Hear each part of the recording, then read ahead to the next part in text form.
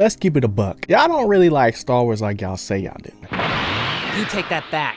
Cause if y'all did, y'all wouldn't be wilding out like this. Liar! After watching Star Wars The Acolyte and seeing all the backlash and chaos that came with it, I was left thinking, man, like, there's a major disconnect. No.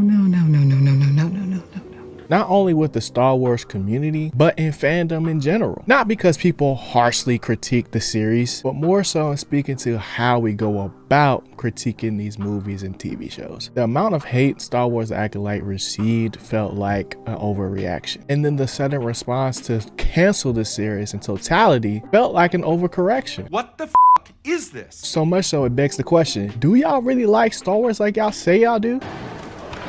Okay. Now, the goal of this review isn't to necessarily defend Star Wars The Acolyte to the edges of the outer rim. Cause let's be honest, the show is not that good, but it's not terrible. Comedy is subjective, Murray. But what I do want to do is offer some perspective on it, or what could have been. Even though at the end of the day, what's done is done. Okay, I'm waiting for the punchline. All we can really do now is focus on the positives that can really come from it. Because even though this series might have been canceled, these characters will live on as part of the Star Wars universe. And who knows where we might see them next.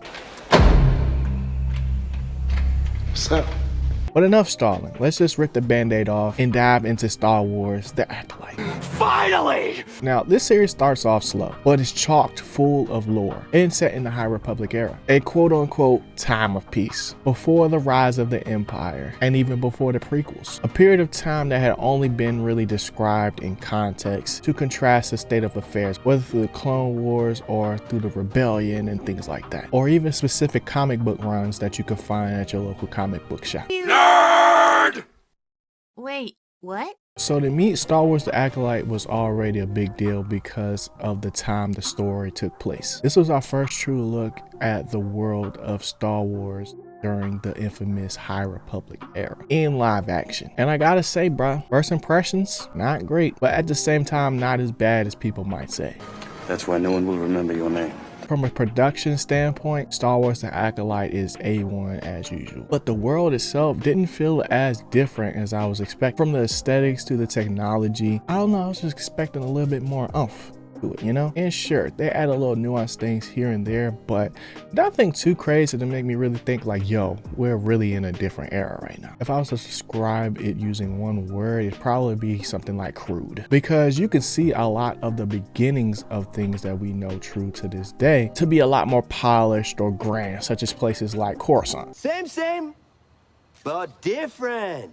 But still same. I just wish we had more time to explore places like, I don't know, the Jedi Temple. But conceptually though, I like the direction of Star Wars The Acolyte. I think the whole twin angle combined with the constant conversation about what it means to be a Jedi was a great idea. I think the Jedi are a massive system of unchecked power, posing as a religion, a delusional cult that claims to control the uncontrollable. I mean, you're not wrong, but you didn't have to say it. I mean... Then there's also this element of mystery or like investigation that feels a little bit rudimentary and rushed. I mean, the leap some of these characters would make felt forced. I just wish they had the proper time and space to really develop in a meaningful way. Big swing and a miss. Yeah. Granted, their ability to use symbolism in something as simple as clothing to represent kind of like just tonal shifts between characters was fire. Coincidence? I think not!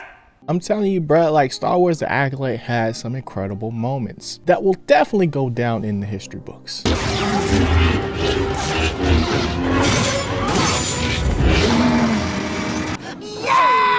Some of y'all might call it corny or insignificant.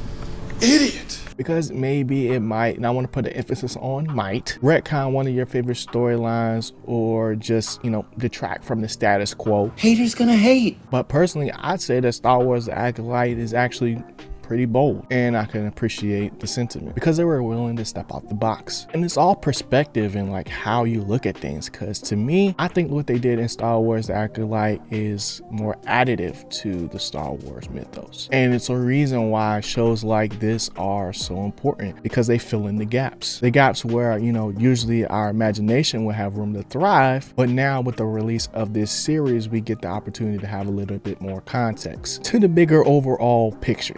Be careful not to choke on your aspirations. To me, Star Wars' biggest flex is that it's a true universe. Sure, some storylines are better than others, right? And all shows and movies are not made equal. But if you ask me, you can drop us out on almost any planet, from Coruscant to the Outer Rim, and you'll be able to find a Star Wars story out there somewhere. This is the way. That's world building at its finest. Now, I'm not saying that we should be out here just accepting mediocrity. Yeah, nah.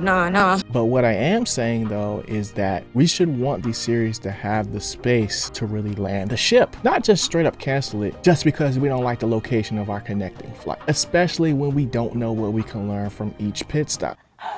Boom!